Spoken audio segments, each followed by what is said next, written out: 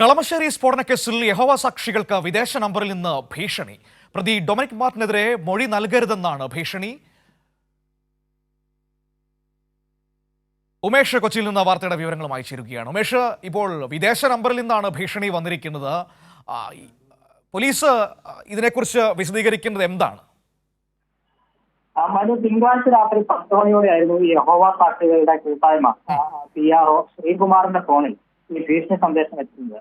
യഹോവ സാക്ഷികളുടെ വരാൻ പോകുന്ന സമ്മേളനങ്ങളിലും പ്രാർത്ഥനാലയങ്ങളിലും ബോംബ് വെക്കുമെന്നും ഈ കളമശ്ശേരി സ്ഫോടന കേസ് പ്രതി ഡൊമിനിക് മാർട്ടിനെതിരെ മൊഴി നൽകിയാൽ കൊല്ലും എന്നുമായിരുന്നു ഈ ഭീഷണി സന്ദേശം. ഇതൊരു മലേഷ്യൻ നമ്പറിൽ നിന്നാണ് ഈ ഭീഷണി എത്തിയത് എന്നാണ് പോലീസിന്റെ ഇപ്പോഴത്തെ കണ്ടെത്തൽ. ശ്രീകുമാറിന്റെ പരാതിയിൽ കളമശ്ശേരി പോലീസ് കേസെടുത്ത് അന്വേഷണം തുടങ്ങിയിട്ടുണ്ട്.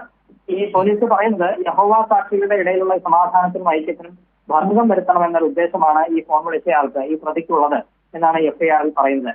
ഈ 2023 ഒക്ടോബർ 29 ആയിരുന്നു യഹോവ സാക്ഷികളുടെ സമ്മേളനം നടക്കുന്ന കളമശ്ശേരിയിലെ താമ്ര കൺവെൻഷൻ സെന്ററിൽ അന്ന് സ്ഫോടനം നടന്നത്.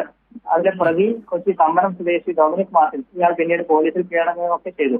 ഈ യഹോവ സാക്ഷി പ്രസ്ഥാനത്തോടുള്ള എതിർപ്പാണ് ഈ സ്ഫോടനത്തിന് പ്രേരിപ്പിച്ചത് എന്നായിരുന്നു അന്ന് മാർട്ടിൻ മൊഴിയായി നൽകിയത്. ഏതായാലും ഇങ്ങനെ ഭീഷണി സന്ദേശം വന്ന സ്ഥിതിക്ക് ഇവരുടെ വരുന്ന യോഗങ്ങളെ കുറിച്ചാണല്ലോ ആ ഭീഷണി സന്ദേശത്തിൽ പറഞ്ഞിരിക്കുന്നത്. ആ യോഗങ്ങൾക്ക് സുരക്ഷയടക്കമുള്ള കാര്യങ്ങളൊക്കെ ഇപ്പോൾ പോലീസിന്റെ പരിഗണനയിലേക്ക് വരികയാണോ? തീർച്ചയായും, കാരണം ഇത്തരത്തിലുള്ള സന്ദേശം വന്ന സാഹചര്യത്തിൽ അതിനെ ഗൗരവമായി തന്നെ പോലീസ് കാണുന്നു. കാരണം ഈ അന്നത്തെ സ്ഫോടന കേസിൽ കുറ്റപത്രം കഴിഞ്ഞ ഏപ്രിലാണ് സമർപ്പിച്ചത്. അതിൽ വിചാരണ തുടങ്ങാൻ പോവുകയാണ്. ആ വിചാരണ തുടങ്ങാനിരിക്കെയാണ് വീണ്ടും ഇത്തരത്തിലൊരു ഭീഷണി സന്ദേശം വരുന്നത്. വരാൻ പോകുന്ന എല്ലാ സമ്മേളനങ്ങളിലും ബോംബ് വെക്കും എന്നൊക്കെയാണ് ഭീഷണി സന്ദേശം. അതുകൊണ്ട് ഈ സ്വാഭാവികമായി വിദേശ നമ്പറാണ്, നെറ്റ് കോളൊക്കെ ആയിരിക്കാം, അത് കണ്ട് ലൊക്കേറ്റ് ചെയ്യാൻ വലിയ ബുദ്ധിമുട്ടാണെന്ന് നമുക്കറിയാം. പക്ഷേ അപ്പോൾ ആ രീതിയിലുള്ള നടപടികൾ പോലീസ് എങ്ങനെയാണ് ഇതിൽ സ്വീകരിച്ചിരിക്കുന്നത്?